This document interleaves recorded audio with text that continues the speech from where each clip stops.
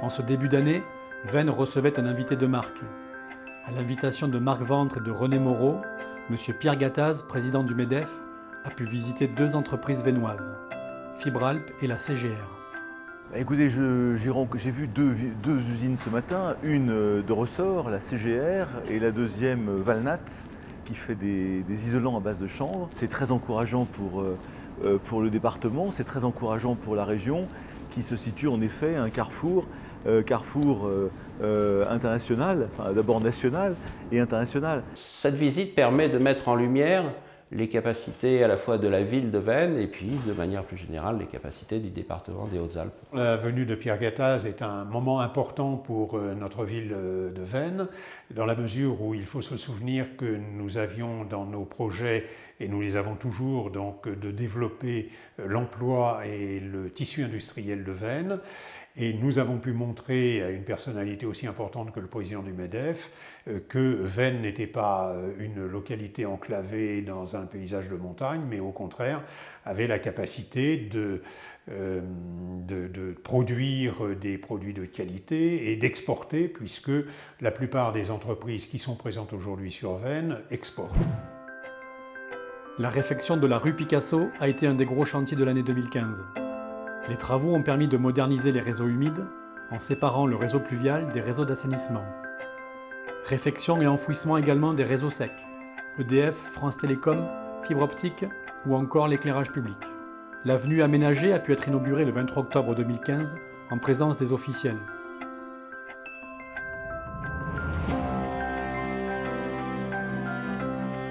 Cette artère très fréquentée est désormais entièrement neuve.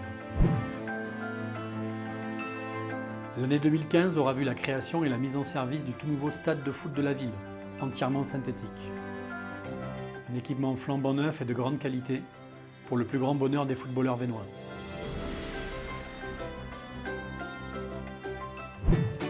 Les éliminatoires pétanque du championnat départemental triplette senior ont été brillamment organisés par la petite boule veynoise. 92 équipes se sont affrontées sur les 50 terrains préparés par les bénévoles de la petite boule, sous une météo clémente et devant un public très nombreux. Le tournoi de foot du souvenir, disputé le 8 mai et organisé par l'Union sportive veynoise SNCF Football, a encore connu une forte affluence. Plus de 300 joueurs de 5 à 12 ans, venus de tout le département, ont foulé la pelouse du stade municipal pour s'affronter balle au pied.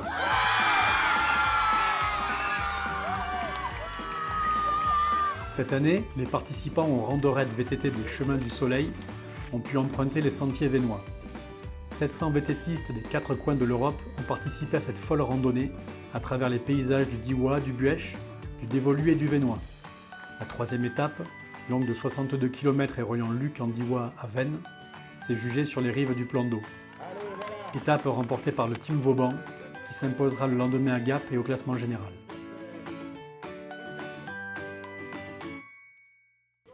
Cette année, c'est le plan d'eau de Veynes qui a été choisi pour accueillir le raid départemental des lycéens organisé par l'UNSS.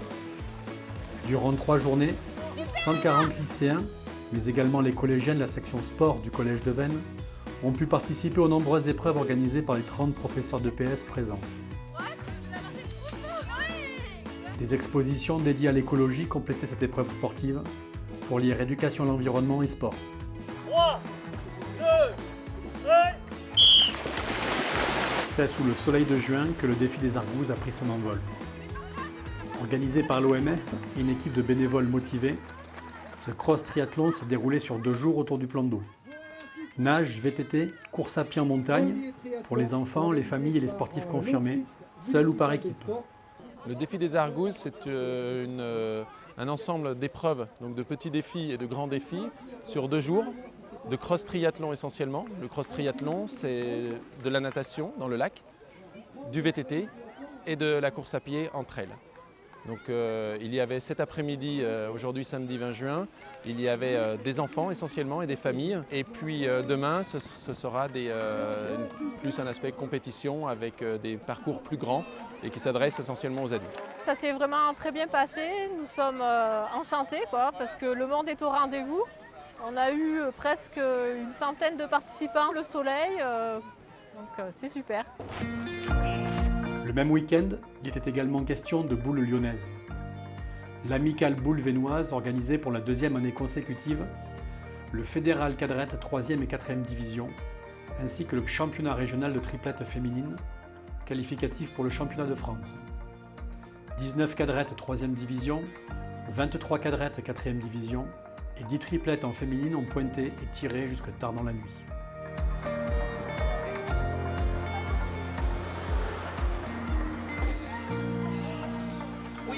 Sur la route de Gap, arrivée de l'étape du jour, le Tour de France et sa caravane ont traversé Veynes sous le soleil. Une foule compacte s'était massée sur les trottoirs pour acclamer les coureurs.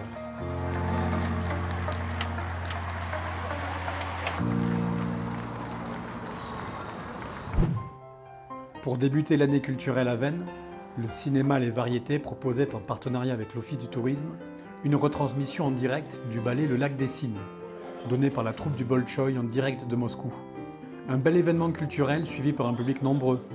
Près de 180 personnes sont venues assister au spectacle, depuis Veynes, Aspres, La Forie ou encore depuis Gap. Rafraîchissements et gourmandises étaient proposés par l'Office du tourisme pendant l'entracte. Un beau succès populaire.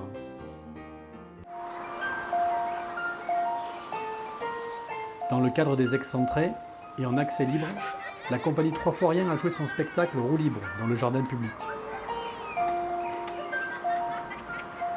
La foule était réunie pour assister à ce spectacle où musique, cirque moderne et burlesque se sont joyeusement entremêlés pour le bonheur des nombreux spectateurs présents.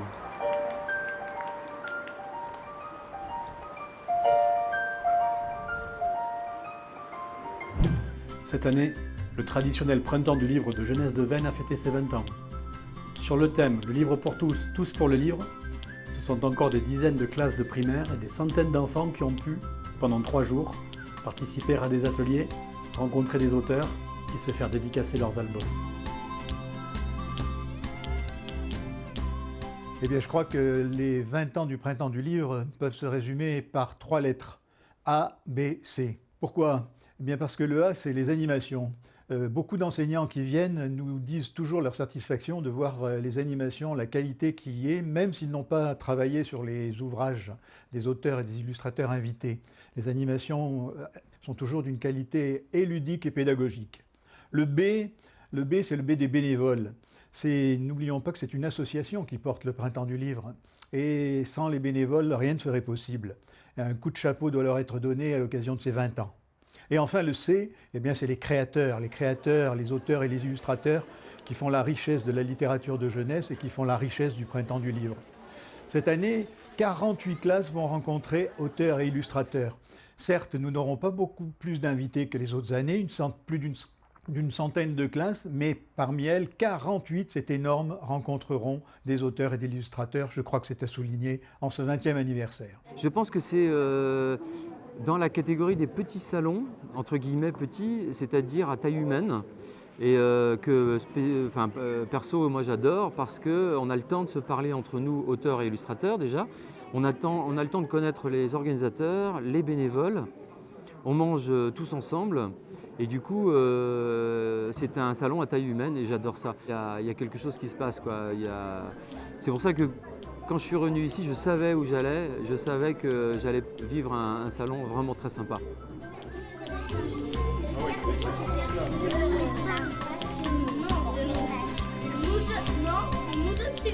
En l'église Saint-Sauveur, ce dimanche 23 août, les Amis de l'Orgue de Veynes avaient organisé un concert qui réunissait un jeune organiste, Thibaut Duret, et 4 chantres du chœur liturgique de la cathédrale de Chambéry. Un public fort nombreux accueillit ce concert de grande qualité. L'espace de l'église Saint-Sauveur fut occupé par les 4 chantres qui se déplacèrent au plus près du public.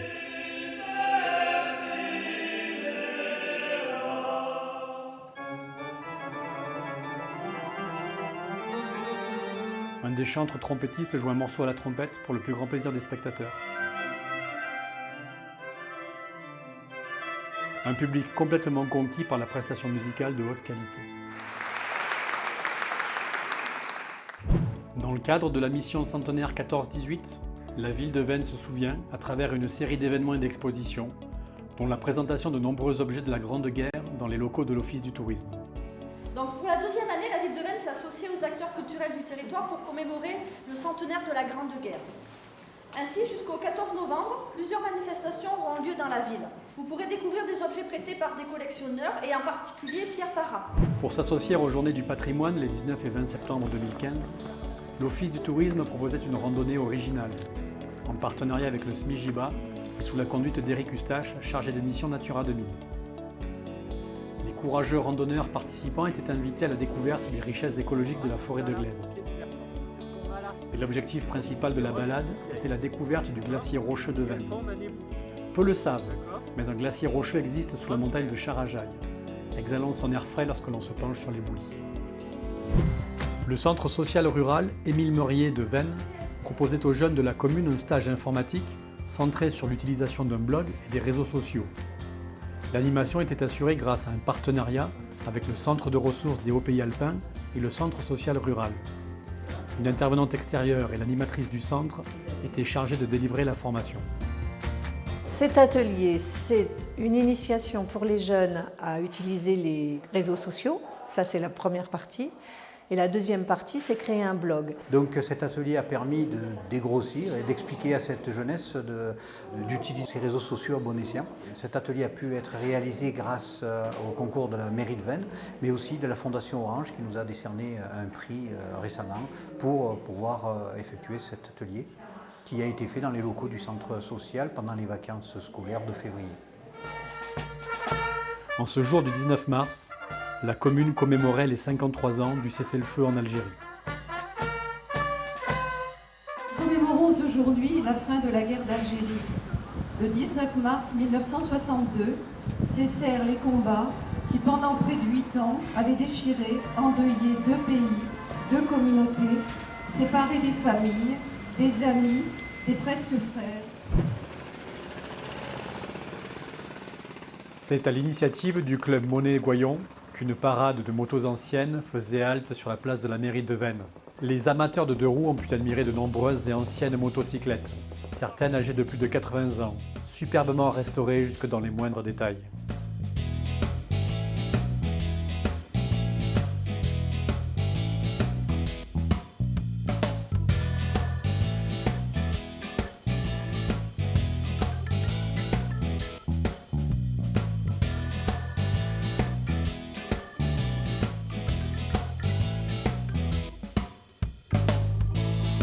En cette fin du mois de mai, la fête de la pêche et du jeu est elle aussi devenue une tradition. Sur les rives du lac, les enfants pouvaient s'essayer à taquiner la truite sous l'œil bienveillant des bénévoles de l'association de pêche. En contrebas, dans la Pinède, toute la famille pouvait jouer grâce au jeu du ludambule et avec les conseils des animateurs.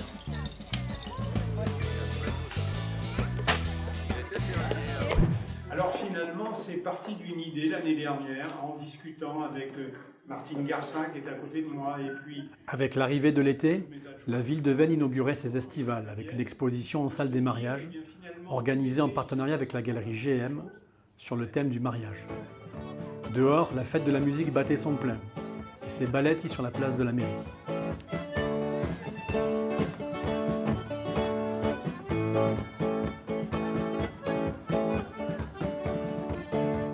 En soirée, les Veynois étaient invités à apprécier un récital classique inédit à l'église.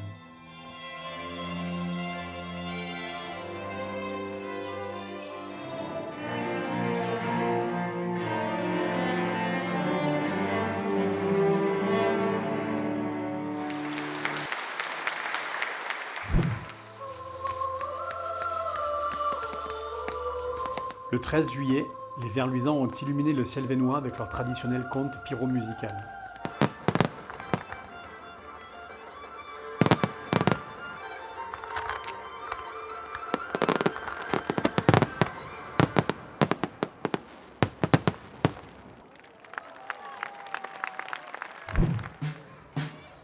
Le Grand Corso 2015 a encore une fois rassemblé les foules dans les rues de Veynes.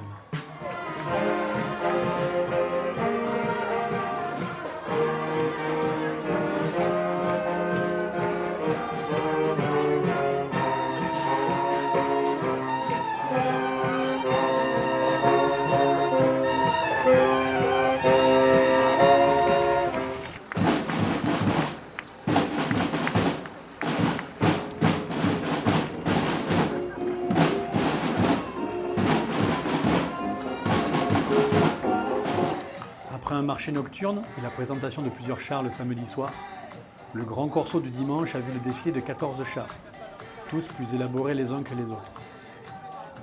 Les chars étaient accompagnés par plusieurs groupes et formations musicales.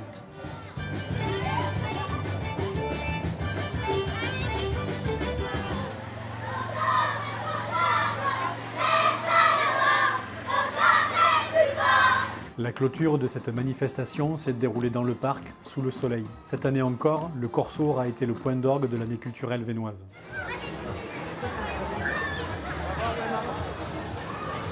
L'été s'est conclu par la fête votive, l'occasion de se divertir avec les multiples attractions proposées par les forains présents en ville.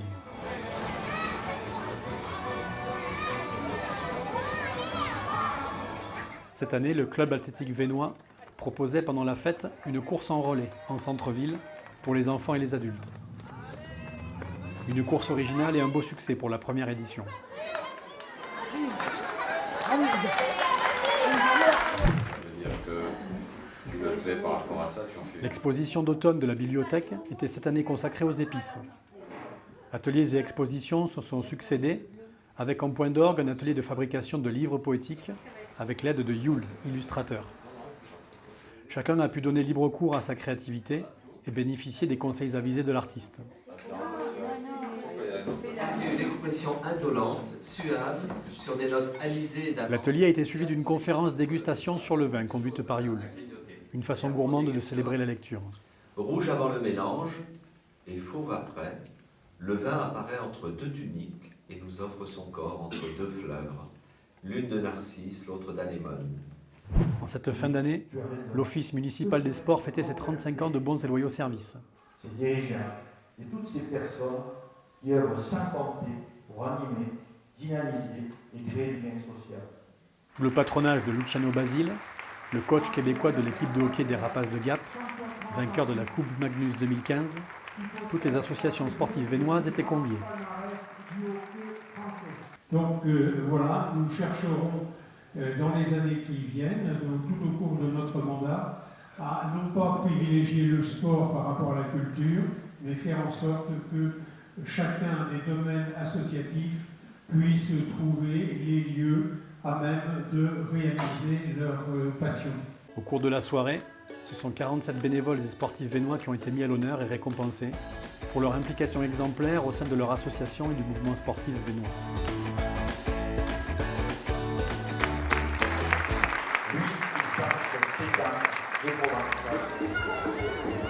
Cette année encore, la fête des Lumières est venue illuminer le ciel vénois, célébrer la période des fêtes et clore en beauté l'année 2015.